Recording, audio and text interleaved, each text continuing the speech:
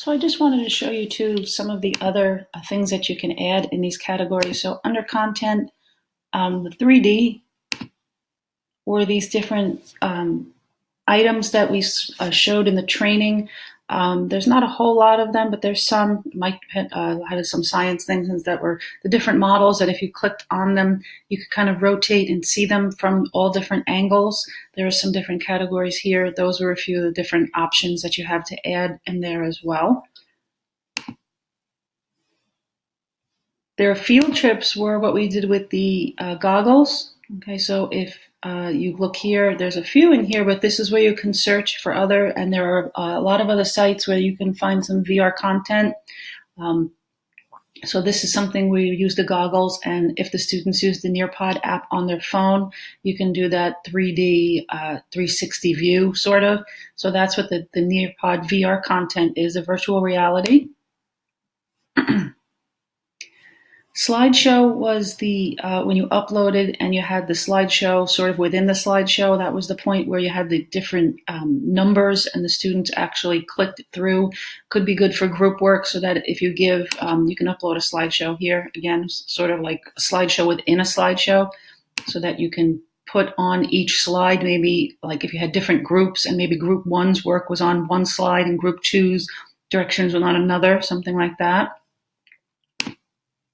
Video is the same way we added video before. Audio is audio clips instead.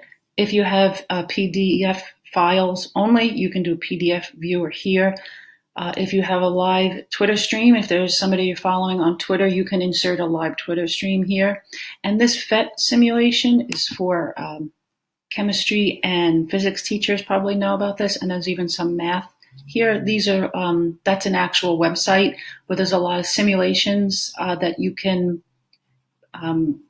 recreate maybe in real life, but you can through here. So I know like bending light and the energy skate park where you can bend the angles and things. There's a student on a skateboard and you can see the velocity and friction and things, and you change the manipulate. This is also a website that you can get to directly, but this actually, you can put this within the presentation so that you don't have to go out to a separate website. So these are different sites and tools and things that you can use. So if any of these work, they have math, mostly math and science, you can put them right into the presentation and never have to leave the presentation to use them. And again, it would work like it did with the questions where you time the students, you give them a certain amount of time, and then you would move on to the next slide, and then they wouldn't be able to access it anymore.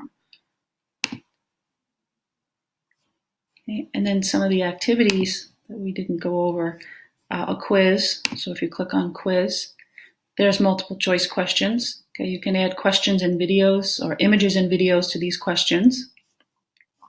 Okay, and you can add as many as you want. So you can actually have the students take a quiz within the program.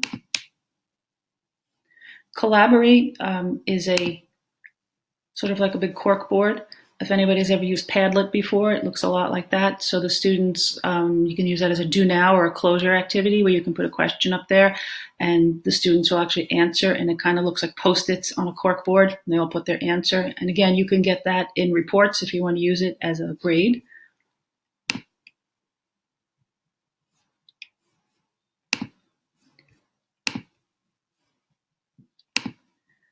There's a fill in the blanks, so you can do that's just different colors, but sort of paragraph and just, leave words out, almost like Mad Libs. You can fill it in or close reading. So you can have a fill in the blanks paragraph where the students would actually have to put in words.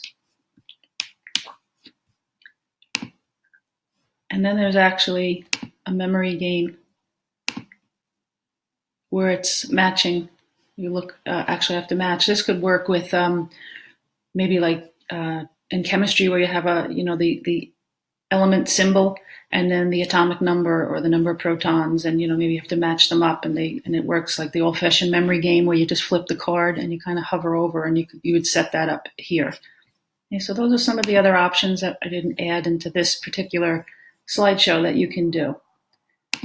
Okay, and as always, if you have any questions, I can always help you, sit with you. We can make an appointment And that's really kind of what you can do with Nearpod. So it really does add personalized touch. The students are not just kind of looking at a presentation, but with those activities kind of adds a little more to a PowerPoint presentation. So as always, any questions, don't hesitate to contact me.